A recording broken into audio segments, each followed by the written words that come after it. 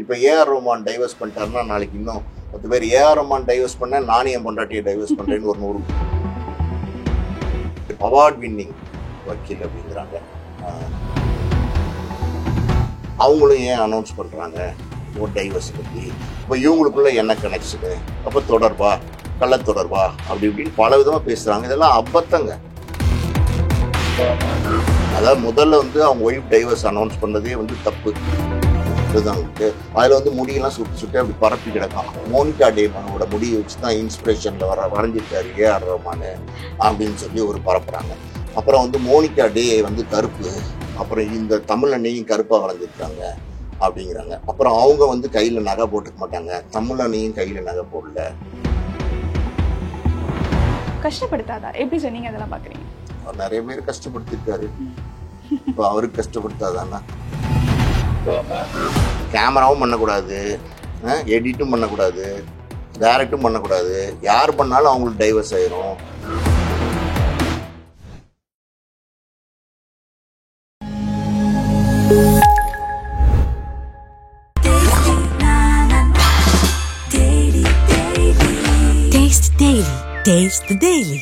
Iron சத்து தலைமுடி உதிர்தலை தடுக்கும். மிதமான சூடு பாலில் கலந்து பருகலாம். லயன் டேட் சிரப் தினமும் 2 ஸ்பூன். நாகஸ்மியாளுக்கு வணக்கம். இன்னைக்கு நம்ம யார் பார்க்க போறோம் அப்படின்னா, நம்மலாம் இப்போ சூப்பர் ஸ்டார்னு ஒருத்தர் கொண்டாடிட்டு இருக்கோம். ஹீரோவா கொண்டாடுறோம்னா அதுக்கு இவரோட அப்பா டைரக்டர் அவர் தான் காரணம். திரு பாலாஜி பிரபு அவர்களெல்லாம் நம்ம இன்னைக்கு மீட் பண்ண போறோம். வணக்கம் சார், எப்படி சார் இருக்கீங்க? Okay sir. இப்போ ஃபஸ்ட்டு முதல்ல நான் கேள்வி கேட்கணும்னா, இப்போ ரொம்ப தீயாக பரவிட்டு இருக்கிறது இப்போ இந்த செலிப்ரிட்டிஸோட டிவோர்ஸ் தான் சார். நிறைய ஒரு 1 to 2 இயர்ஸில் நிறையா பேருக்கு டிவோர்ஸ் ஆகிருக்கு. இது அவங்களுக்கு எந்த பிரச்சனையும் இல்லாமல் இருக்கலாம், பட் நம்ம அது அவங்கள பார்த்து நடைபெற அளவுக்கு நிறைய பேர் இங்கே இருக்கிறாங்க. ஸோ நிறைய பேருக்கு மெனிப்புலேட் ஆகும்ல சார். ஸோ எடுத்துக்காட்டாக ஏஆர் ரஹ்மான் சார் கூட நேத்தோ சொல்லிட்டாங்க. ஸோ அதை பற்றி நீங்கள் என்ன சார் நினைக்கிறீங்க? லேட்டஸ்ட் ட்ரெண்டிங் ஏஆர் ரஹ்மான் சாரோட டைவர்ஸ் தான். அதாவது எல்லா சேனல்லையும் அதை போட்டு துவைச்சு எடுத்துட்டு இருக்காங்க. அது சினிமாக்காரவங்களை எதுக்கு ஃபாலோ பண்ணணும்? பேசிக்கா எதுக்கு ஃபாலோ பண்ணணும்? அதாவது ரசிகர்கள் படம் பாருங்க, நல்லா இருந்துச்சுன்னா கிளாப் பண்ணுங்க, விசில் அடிங்க, சந்தோஷமா என்ஜாய் பண்ணுங்க, மூவியை என்ஜாய் பண்ணுங்க. அது ஒரு என்டர்டைன்மெண்ட் மீடியா. இல்லை நடிக்கிறவங்க நடிகர்கள் எல்லாம் ஆடியன்ஸாக இருக்கிறவங்க, ரசிகர்களாக இருக்கிறவங்க, பப்ளிக்காக இருக்கிறவங்க, அதெல்லாம் எதுக்கு ஃபாலோ பண்ணணும்? அவங்கள ஃபாலோ பண்ண வேண்டிய நெசசிட்டியே கிடையாது. அவங்கெல்லாம் சொசைட்டிக்கெலாம் எதுவுமே பண்ணுறதில்ல. யாருமே சொசைட்டிக்கு எதுவும் பண்ணுறதில்ல.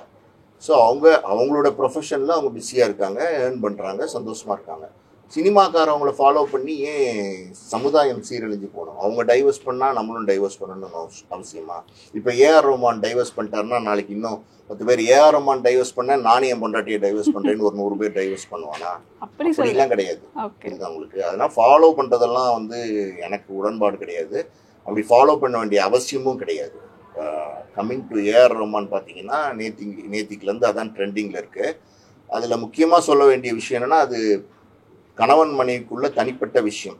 அவங்க மனைவி ஒரு விவகாரத்தை அறிவிப்பு கொடுத்துருக்குறாங்க நேற்றுக்கு ஒரு வக்கீல் மூலமாக. அதாவது அவார்ட் வின்னிங் வக்கீல் அப்படிங்கிறாங்க, சந்தனா ஷா அப்படின்னு. அவங்க நேற்றுக்கு அந்த அறிவிப்பை அவங்க மனைவி சார்பாக வெளியிட்டிருக்கிறாங்க.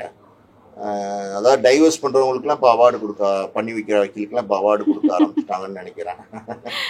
ஓகே, அதனால் முதலையெல்லாம் கல்யாணம் சேர்த்து வைக்கணும். ஏதாவது பிரச்சனைனா குடும்பத்தில் பெரியவங்க இருப்பாங்க. இப்போ பெரியப்பா இருப்பார், சித்தப்பா இருப்பார், அப்பா இருப்பார், தாத்தா இருப்பார், பாட்டி இருப்பாங்க, மாமா இருப்பார், இப்படி சொந்தங்கள் இருப்பாங்க, அண்ணன் இருப்பார்.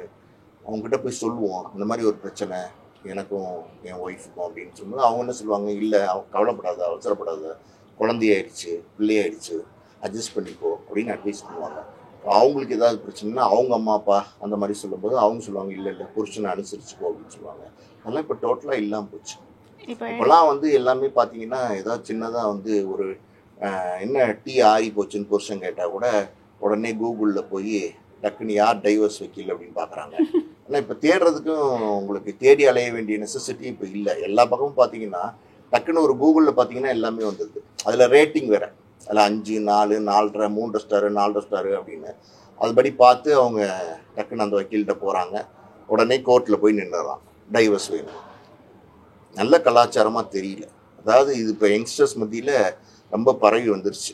இது வந்து ஒரு அந்த காலத்தில் கால்ற நோயெல்லாம் வந்தால் ரொம்ப ஆபத்துன்னு சொல்லுவாங்க. அந்த மாதிரி வந்து இப்போ தீயா பரவுத விஷயமா இருக்குது இந்த டைவர்ஸுங்கிறது. அதாவது சினிமாக்காரவங்க மட்டும்தான் டைவர்ஸ் பண்ணுறாங்கன்னு கிடையாது. சினிமாக்காரவங்க 10 பேர் பண்ணுறாங்கன்னா சாதாரண மக்கள் 1,00,000 பேர் பண்ணுறாங்க. ஆனால் நம்ம சினிமாக்காரனை ரோல் மாடலாக எடுத்து பார்க்கறதுனால அவங்கள மட்டுமே நம்ம ஃபோக்கஸ் பண்ணுறோம். இப்போ ஏஆர் ரஹ்மான் ஒரு டைவர்ஸ் அனௌன்ஸ் பண்ணிட்டாருன்னா அவரை மட்டுமே பார்க்குறோம். அவங்க மனைவிக்கும் அவங்களுக்கும் என்ன பிரச்சனை அப்படிங்கிறது நமக்கு தேவையா? இப்போ அவசியமான விஷயம் கிடையாது. புரியுதுங்களா உங்களுக்கு? மனைவிக்கும் அவங்களுக்கும் என்னவா இருந்தால் நமக்கு என்னங்க? அவங்க சேர்ந்து 29 வருஷம் வாழ்ந்தாங்கன்னு சொல்கிறாங்க.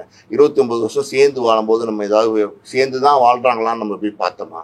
எதுவுமே கிடையாது. அவங்க அனௌன்ஸ் பண்ணியிருக்கிறாங்க. அவங்களுடைய தனிப்பட்ட கருத்து எப்படியோ இருந்துட்டு போகிறாங்க. நமக்கு சம்மந்தமே இல்லாத விஷயத்தை எடுத்து ஒரு டாப்பிக்காக எதுக்கு மீடியாவில் டிஸ்கஸ் பண்ணணும்னு நான் கேட்குறேன். அதோட விட்டா பரவாயில்லைங்க. இப்போ அதை அந்த அந்த பொண்ணு பேர் என்ன? சாய்ராபானு. இல்லை இந்த லேட்டஸ்ட்டாக முடியெல்லாம் விரிச்சு போட்டிருக்கேன். சுஜிதா.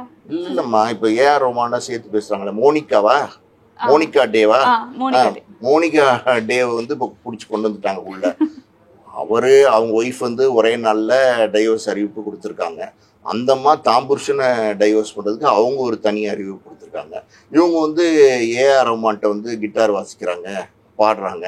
அதனால் இவங்க வந்து ஏன் இன்னைக்கு டைவர்ஸ் அறிவிக்கணும்? ஒரே நாளில் ஏஆர் ரஹ்மானும் ஒய்ஃபும் மோனிகா டே அவங்களும் ஏன் அனௌன்ஸ் பண்ணுறாங்க ஒரு டைவர்ஸை பற்றி? அப்போ இவங்களுக்குள்ள என்ன கனெக்ஷனு? அப்போ தொடர்பா, கள்ளத்தொடர்பா, அப்படி இப்படின்னு பல விதமாக பேசுகிறாங்க. இதெல்லாம் அபத்தங்க. இப்போ ஏஆர் ரஹ்மான் மாதிரி ஒரு டீசன்ட் பர்சனாலிட்டி, ஒரு நல்ல மனிதருக்கு இப்படி ஒரு சூழ்நிலை வந்துடக்கூடாது. அதாவது முதல்ல வந்து அவங்க ஒய்ஃப் டைவர்ஸ் அனௌன்ஸ் பண்ணதே வந்து தப்பு. அதாவது ஒரு பெரிய குடும்பம், அவர் ஒரு பெரிய மியூசிக் டைரக்டர், இன்னைக்கு ஆஸ்கார் அளவுக்கு அவர் அவார்டெல்லாம் நம்ம வாங்கிட்டு வந்திருக்காரு. நம்ம தமிழ் திரையுலகத்துக்கு, தமிழ்நாட்டுக்கே, இந்தியாவுக்கே பெருமை சேர்த்த ஒரு மியூசிக் டைரக்டர். அவரோட குடும்பத்தில் இப்படி ஒன்று நடந்திருக்கவே வேணாம், சொல்லப்போனால் நடந்துருச்சு. சரி, அடுத்த நாள் அந்த மோனிகா டே எங்கேருந்து வந்தாங்கன்னு தெரியல, அவங்க ஒரு அனௌன்ஸ்மெண்ட்டை கொடுக்க அதையும் கிளப் பண்ணி ஜாயின் பண்ணிட்டாங்க. அதாவது ரெண்டையும் கட் அண்ட் பேஸ்ட் மாதிரி பண்ணி ரெண்டையும் இவங்க தான் மோனிகா டே அப்படின்றாங்க. இதெல்லாம் கூட பரவாயில்லைங்க, இந்த கொடுமையை கூட தாங்கிக்கலாம். இது இப்போ தமிழ்தாய் இருக்காங்கல்ல, அவங்கள வந்து தமிழ்தாயை வந்து இப்போ அசிங்கப்படுத்தி பேசுகிற மாதிரி பேச ஆரம்பிச்சிட்டாங்க. என்ன பேசுகிறாங்கன்னு தெரியுமா உங்களுக்கு? இப்போ வந்து அவங்க வந்து முடி வந்து இப்படி சுட்டியாக போட்டிருக்காங்களாம். ஒரு படம் ஒன்று வரைஞ்சி வெளியிட்டு இருந்தார் பல வருஷங்களுக்கு முன்னாடி. இப்போதான் உங்களுக்கு அதில் வந்து முடியெல்லாம் சுட்டியாக அப்படி பரப்பி கிடக்கும். மோனிகா டேமாவோட முடியை வச்சு தான் இன்ஸ்பிரேஷனில் வரைஞ்சிருக்காரு ஏஆர் ரஹ்மான் அப்படின்னு சொல்லி ஒரு பரப்புகிறாங்க. அப்புறம் வந்து மோனிகா டே வந்து கருப்பு, அப்புறம் இந்த தமிழ் அண்ணையும் கருப்பாக வரைஞ்சிருக்காங்க அப்படிங்கிறாங்க. அப்புறம் அவங்க வந்து கையில் நகை போட்டுக்க மாட்டாங்க, தமிழ் அண்ணையும் கையில் நகை போடல. இதெல்லாம் என்னங்க? எனக்கு புரியல, சத்தியமாக புரியல. அதாவது நம்ம தமிழ் தாயை நம்மளே வந்து அசிங்கப்படுத்திக்கிறதா? யாரோட கம்பேர் பண்ணி? ஏதோ ஒன்று பண்ணணும், ஏதோ ஒன்று பரப்பணும், ஏதோ ஒன்று சொல்லணும், என்னத்தையாவது ஒன்று கிளப்பி விடணுங்கிறதுக்காண்டி கச்சா முச்சான்னு பேச ஆரம்பிச்சிட்டாங்க. நீங்கள் சொல்லுங்கள், இது வந்து தமிழ் தாய்க்கு அசிங்கமா இல்லையா? அவங்க முடியை விரிச்சு போட்டிருக்காங்க. அவங்க ஜடையெல்லாம் பின்னிட்டா வருவாங்க? ஜடை பின்னி கொஞ்சம் பூவெல்லாம் வச்சு சொல்லுங்கள், அப்படிலாம் வர முடியாதுல்ல. தமிழ் தாய்ங்கிறதுக்கு ஒரு அடையாளம் இருக்குது, அது கொஞ்சம் மாடர்னாக அவர் காமிச்சிருக்காரு. கண்ணகி கூட தான் நீதி கேட்கும்போது முடியெல்லாம் விரிச்சு போட்டு வந்தாங்க. அவங்க அதுக்குன்னு அந்த நேரத்தில் நீதி கேட்குற நேரத்தில் கொண்டை போட்டு வருவாங்க. என்னம்மா நியாயமே இல்லாமல் இருக்குது? சொல்லுங்கள், எதுவுமே சரியான விஷயமா எனக்கு படலை. அது இந்த மாதிரி போயிட்டுருக்கு. நான் வந்து இது வந்து முற்றிலும் வன்மையாக இதை கண்டிக்க வேண்டிய விஷயம். என்னோட கருத்தும் அதுதான். ஓகே சார், இப்போது இதுவே உங்களுக்கு பெரிய அபத்தமாக இருக்கும்போது இன்னொரு செய்தி வந்து பரவிட்டு இருக்குது. வந்து தனுஷ் கூட யாரெல்லாம் சேர்ந்து நடிக்கிறாங்களோ, இல்லை அவர் கூட சேர்ந்து எந்த ஆர்டிஸ்ட்லாம் வேலை பார்க்குறாங்களோ அவங்களுக்கும் டிவோர்ஸ் ஆயிடுது. நல்லாவே வாழ்ந்துட்டு தான் டிவோர்ஸ் ஆயிடுது. ஸோ எல்லாத்துக்குமே தனுஷ் தான் ரீசனோ அப்படின்னு நிறையா பேர் வந்து டி ஃபார் டிவோர்ஸ் அப்படிலாம் சொல்லிட்டு இருக்காங்க.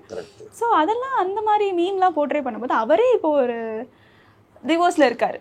ஸோ அவருக்கு இதெல்லாம் வந்து ரொம்ப கஷ்டப்படுத்தாதா? எப்படி சார் நீங்கள் அதெல்லாம் பார்க்குறீங்க? அவர் நிறைய பேர் கஷ்டப்படுத்தியிருக்காரு. இப்போ அவருக்கு கஷ்டப்படுத்தாதானா? தன்வினை தன்னை சுடுவாங்கல்ல, எதுவும் நம்ம ஓப்பனாக பேச வேண்டாம். சில கசப்பான அனுபவங்கள் நிறைய பேருக்கு அவரால் ஏற்பட்டிருக்குன்னு கேள்விப்பட்டிருக்கோம். அது உண்மையாக பொய்யா நமக்கு தெரியாது. அதனால் அதனுடைய தாக்கமாக இருக்கலாம். சரிதான் உங்களுக்கு? இப்போ வந்து தனுஷ் வந்து ஏன் கஷ்டப்பட மாட்டாரான்னு நீங்கள் கேட்குறீங்க. அவர் ஏன் கஷ்டப்படணும்? அவர் ஏன் இதெல்லாம் காதில் வாங்கிக்கணும்? இன்னொரு ஆங்கிள்லையும் நம்ம பேசலாம். இப்போ அவருக்கே டைவர்ஸ் ஆயிருக்கு. கண்டிப்பாக. அவருக்கு ஏன் டைவர்ஸ் ஆச்சு? அப்புறம் அவர் கூட சேர்ந்து யார் நடித்தாங்க, டைவர்ஸ் ஆயிடுச்சு. அமலா பால், அப்புறம் வந்து ஜிவி பிரகாஷா இருக்கட்டும், அவர் கூட சேர்ந்து வேலை அவர் பார்த்தாரு. என்ன ஜிவி பிரகாஷ் ஜோடி போட்டா இல்ல நடிச்சாரு, வேலை பார்த்த டூயட்டா பாடினாரு. அது ஒரு பாட்டு இருக்கு, ரவுடி பேபி பாட்டு, அது ஆடினாரா ஜிவி பிரகாஷ் தனுஷோட சேர்ந்து. என்னங்க இது, மியூசிக்கும் பண்ணக்கூடாது, கேமராவும் பண்ணக்கூடாது, எடிட்டும் பண்ணக்கூடாது, டைரக்டும் பண்ணக்கூடாது, யார் பண்ணாலும் அவங்களுக்கு டைவர்ஸ் ஆயிரும்.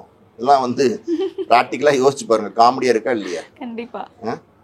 இதெல்லாம் வந்து சும்மா அப்படியே கிளப்பி விடுறது தான். அதாவது ஏதாவது ஒன்று வேணும். இப்போ முதல்ல நேற்றுக்கு வரைக்கும் தனுஷ் ஓட ஒர்க் பண்ணிட்டாரு இந்த ராயன் படத்தில், அதனால் இவருக்கு டைவர்ஸ் ஆயிடுச்சுன்னு அப்படியே ஜாலியாக பேசிகிட்டு இருந்தாங்க. திடீர்னு நைட்டு பார்த்தீங்கன்னா மோனிகா டே வந்துருச்சு. வந்தோடனே அவங்களுக்கு டே அது அது நைட்டில் வந்தோடனே திருப்பி அதுவே இவங்களுக்கு டேயாக மாறிடுச்சு நைட்டே. ஓகே. ஸோ இதில் நீங்கள் ரொம்ப இதுவாக பேசினாலும் நான் கேட்குறேன் சார், உங்களுக்கு மீடியா மேலே பயங்கர கோவமாக இருக்கீங்க? இல்லை, மீடியா மேலே கோவம்லாம் கிடையாது மேடம், மீடியா மேலே கோவம்லாம் கிடையாது, அப்படிலாம் நான் சொல்லவே வரல. அதாவது இது வந்து சொசைட்டியே அப்படி தான் இருக்காங்க. நாட் ஓன்லி இது மீடியா மட்டும் நம்ம குறை சொல்கிறது இல்லையோ, இல்லை யாரையும் குறை சொல்கிறது இல்லையோ, நம்மளே வந்து எப்படின்னா அப்படி இருக்கும். அதாவது என்ன இருக்குது, என்ன வரும், என்ன அதுக்கு, அதாவது நடிகர்கள் அவங்கள வந்து ப்ரைவசியாக நம்ம வாழ விட மாட்டேங்கிறோம். இன்னொரு ஆங்கிளில் பேசினா அவங்களுக்கு எந்த ப்ரைவசியுமே இல்லாமல் போச்சு. எல்லாமே அவங்கள நம்ம தோண்டி தோண்டி எடுக்கிறோம். அதாவது அவங்களுக்கு குழந்தை இருக்குது, ஏன் காட்ட மாட்டேங்கிறாங்க, விரும்பலைன்னா காட்ட மாட்டாங்க, விரும்பினா காட்டுவாங்க. அது ஒவ்வொருத்தவங்களுடைய தனிப்பட்ட விஷயம். அந்த குழந்தையை காட்டலாம்ல, பொது வெளியில் கூப்பிட்டு வர மாட்டேங்கிறாங்க. அப்போ வந்து இது கூட சொன்னாலும் சொல்லுவாங்க, குழந்தைய ஹஸ்பண்ட் ஒய்ஃபும் குழந்தைய பிரிஞ்சுட்டாங்களா, ஹாஸ்பிட்டல் கொண்டு போய் சேர்த்துட்டாங்களா, இப்படி வேடிக்கையாக கூட சொல்லுவாங்க. ஏன்னா அவங்களுக்கு பொழுது போல. இப்போல்லாம் பார்த்தீங்கன்னா ஃபோன் வந்ததுக்கப்புறம் மேடம், இப்போ நீங்கள் பாருங்கள், அந்த ஏதாவது ஒரு கண்டென்ட், புது கண்டென்ட் ரிலீஸ் பண்ணிங்கன்னா பகலில் ஓடவே மாட்டேங்குது. ஏன்னா பகலில் அவங்களுக்கு வேலை இருக்குது, ஆஃபீஸில் போகிறாங்க, கம்ப்யூட்டரில் இருக்காங்க, எல்லாம் இருக்குது. இப்போ வந்து நைட்டில் வந்து என்ன பண்ணுறாங்கன்னா ஃப்ரீ ஆகிடுறாங்க, ரிலாக்ஸ்டாக சாப்பிட்டுட்டு அப்படி போய் உட்காந்து யூடியூப் எடுத்தாங்கன்னா வியூஸ் எல்லாம் நைட்டில் தான் நிறைய போகுது. நோட் பண்ணி பார்த்தீங்கன்னா இப்போ ஒரு 10 மணிக்கு இப்போ என்னோட கண்டென்ட்டே இருக்குன்னு வச்சுக்கோங்க, 10-11 மணிக்கு நம்ம படுக்கும்போது ஒரு வியூஸ் இருக்குது, காலையில் 7 மணிக்கு எந்திரிச்சு பார்த்தா சம்மந்தமே எல்லாம் ஓடி.